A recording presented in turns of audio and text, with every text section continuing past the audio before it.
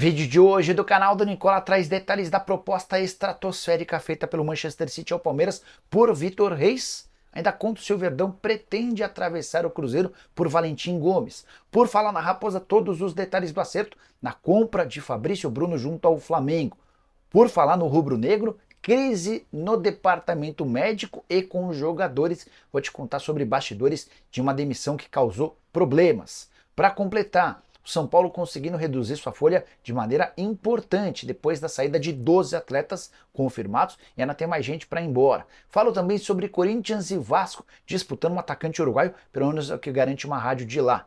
Por último, mas não menos importante, tem novidades sobre a saída de Zaratio do Atlético Mineiro, o interesse do Bahia na contratação de um goleiro do Vasco da Gama, as últimas do mercado, bastidores, finanças e muito mais.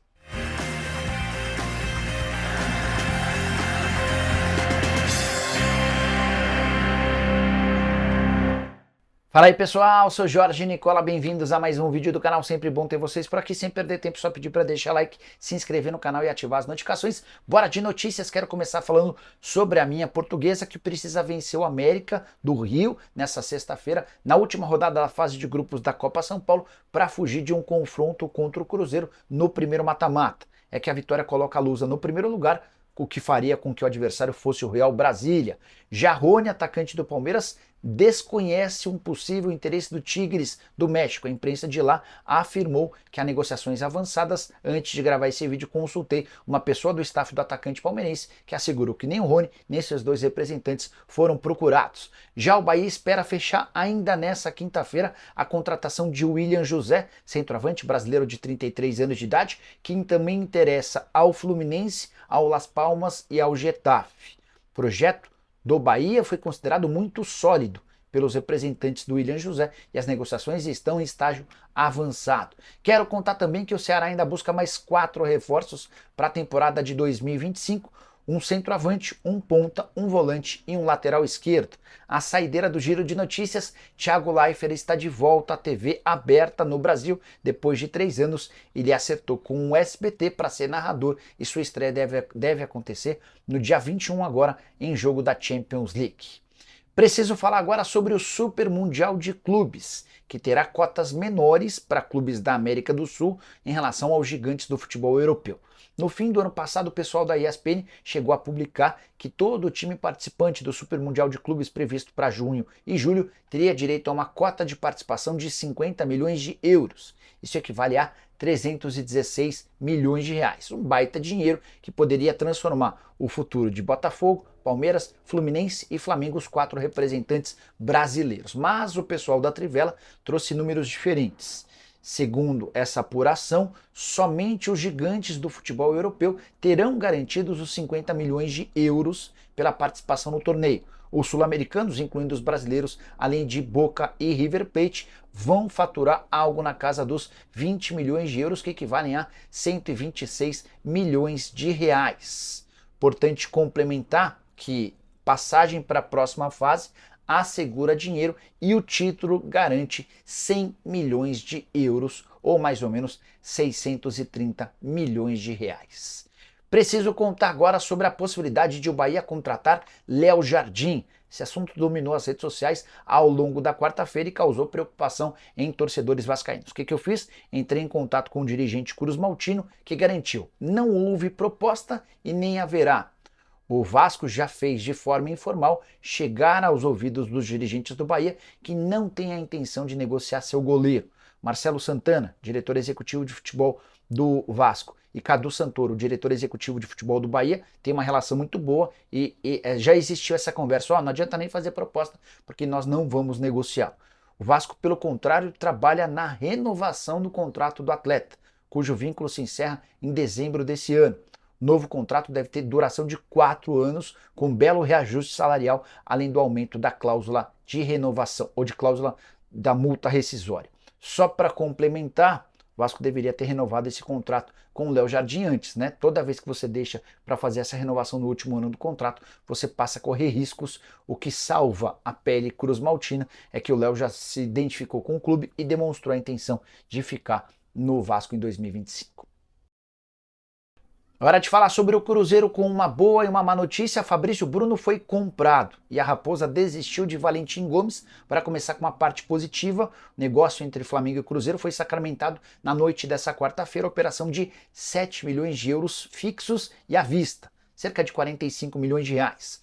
Flamengo e Cruzeiro discutiam um parcelamento dessa grana com direito a mais 1 milhão de euros em bônus. No fim das contas, o Flamengo disse que precisava do dinheiro à vista, o Cruzeiro concordou e retirou o bônus. O martelo foi batido, Fabrício Bruno não viaja com os dirigentes nem com a delegação do Flamengo para os Estados Unidos e se junta logo mais à delegação do Cruzeiro, que já está em território norte-americano. Fabrício Bruno, que fez muita força para que esse negócio acontecesse, ele deixou nas entrelinhas a informação de que é torcedor fanático da Raposa, ainda que a gente precise fazer a lembrança de que lá atrás ele deixou o Cruzeiro via justiça. Atleta que se torna um dos principais reforços do sistema defensivo, o mais caro dos jogadores contratados para 2025. Já em relação a Valentim Gomes, não houve acordo. O Cruzeiro chegou a oferecer, na noite de quarta-feira, 10 milhões e 900 mil dólares, um acréscimo de 900 mil dólares em relação à proposta que já havia sido aceita no último sábado. O Vélez aceitou a nova oferta, mas voltou a pedir mais dinheiro, o que fez com que os dirigentes cruzeirenses abrissem mão do negócio. Não há mais operação. Cheguei a ouvir na manhã dessa quinta-feira o seguinte, abre aspas, não tem mais negócio, cansou, encheu o saco, fecha aspas. Só para completar, o Cruzeiro não descarta buscar novos reforços, especialmente mais um defensor. Tô atrás desse nome para contar para vocês, beleza? Hora de falar sobre o Flamengo com faxina e insatisfação. Primeiro, para explicar a respeito da faxina. Cerca de 40 funcionários do Flamengo foram demitidos na segunda-feira, lá no Ninho do Urubu, todos ligados ao departamento de futebol. A avaliação do BAP, o novo presidente, e do José Boto é de que havia muita gente trabalhando no clube. Essa demissão em massa quebra uma promessa que havia sido feita pelo BAP em relação a não demitir muitos funcionários.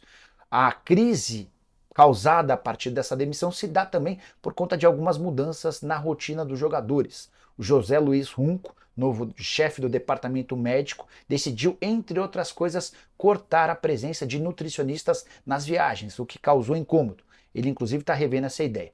Outra decisão do José Luiz Runco, que irritou em especial os jogadores, diz respeito à presença de uma mesa, onde os atletas fazem aquele fute-mesa. Essa mesa ficava próxima à área do departamento médico e ela foi retirada de lá. Os jogadores na representação nessa quarta-feira se irritaram e a mesa deve acabar voltando para o seu lugar original. Importante contar que alguns dos funcionários demitidos tinham relação muito próxima com os jogadores. Dá para dizer que a primeira experiência de José Luiz Runco de volta ao Flamengo depois de 9 anos com os atletas não foi das mais animadoras. Só para completar o noticiário rubro-negro, é importante contar que a venda de Fabrício Bruno, 7 milhões de euros à vista, faz com que o negócio com o Juninho do Karabag se torne cada vez mais próximo.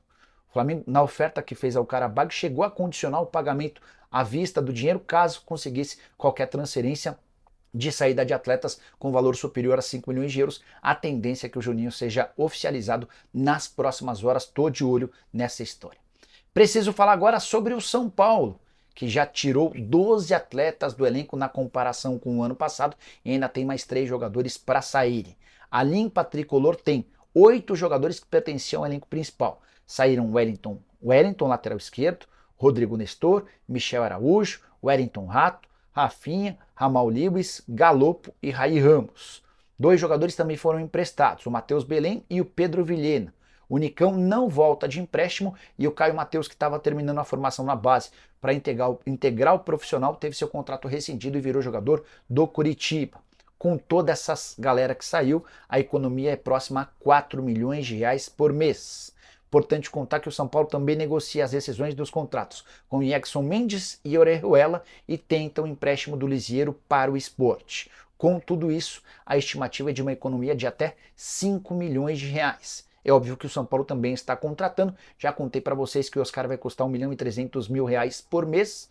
O Enzo Dias chega para ganhar algo na casa dos 300 mil reais mensais. Ainda que seja contratado mais 1 ou 2 jogadores, o Tricolor tem conforto para conseguir a redução na folha salarial que precisava, de acordo com o previsto pro orçamento de 2025. Queria fazer a pergunta para você, uso o espaço para comentário para dizer se de todos esses atletas que eu citei, algum fará falta. Preciso falar agora sobre o Clube Atlético Mineiro, que ainda não dá como oficial, mas admite negociações avançadas para a venda de Zaratio para o Racing. O clube argentino, que já era dono de 50%, está adquirindo os outros 50%. Importante contar que o Zaratio tem contrato com o Atlético somente até 31 de dezembro, e se não vendê-lo agora, o Galo vai correr enorme risco de ver o Zaratio assinar um pré-contrato com o Racing ou com qualquer outro clube a partir da metade do ano. Para evitar esse problema, o Atlético já aceitou a última oferta feita pelo Racing de algo na casa dos 4 milhões de dólares ou 24 milhões de reais. Dinheiro insuficiente para cobrir aquilo que o Atlético gastou quando da compra do jogador 4 anos atrás. Na oportunidade foram investidos 6 milhões de dólares. De qualquer forma, o Atlético entende que o saldo foi positivo do Zaratio com a camisa atleticana: 191 jogos, 23 gols e mais 13 assistências, 7 títulos conquistados, sendo 4 campeonatos mineiros, Campeonato Brasileiro de 21, a Copa do Brasil de 21 e a Supercopa do Brasil de 2022. A pergunta que eu quero fazer é: a venda do Zaratio é boa, é ruim, é positiva? Confesso que eu me decepcionei. Achei que o Atlético conseguiria a manutenção do atleta, uma perda importante por um valor bastante baixo. Preciso falar agora sobre Corinthians e Vasco de olho em Brian Rodrigues.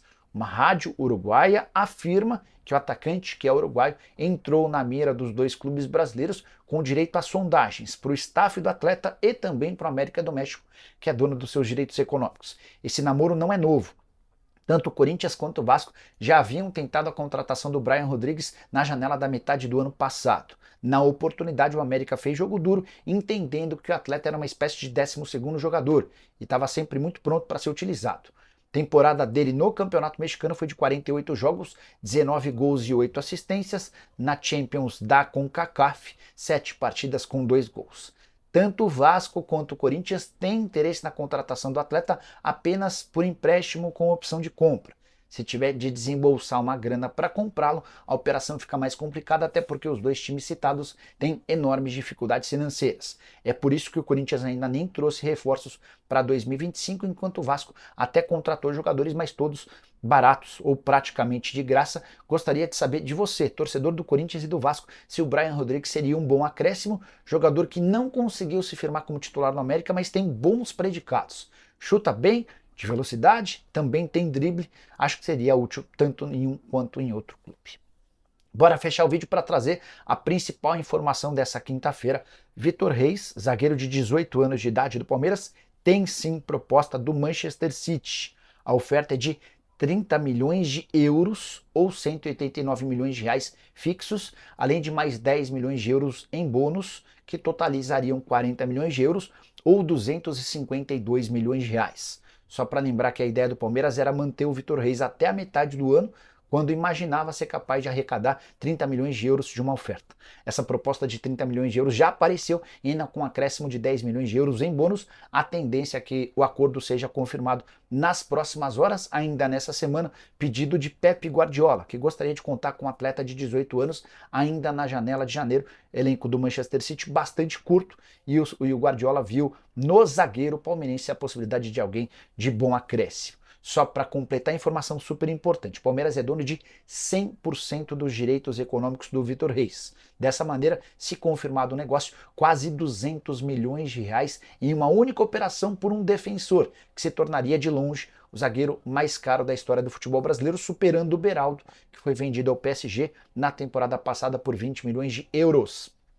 Vitor Reis, que disputou apenas 22 partidas pelo elenco profissional, ele havia sido promovido ao time principal em 2024. Para arrematar, informação que surgiu na manhã dessa quinta-feira dá conta de que o Palmeiras já abriu conversas com o Vélez Sarsfield para a contratação de Valentim Gomes. Seria o zagueiro argentino do Vélez, de 21 anos de idade, o substituto do Vitor Reis, com essa grana que vem, ou com parte da grana que vem do Manchester City. Também por isso o Cruzeiro encontrou tanta dificuldade em sacramentar o negócio com o defensor. Prometo que fico de olho nessa história, e qualquer novidade conto para vocês ao longo da quinta-feira. Curtiu o vídeo? Não esquece de deixar like, de se inscrever no canal. A gente se encontra mais tarde. Tchau!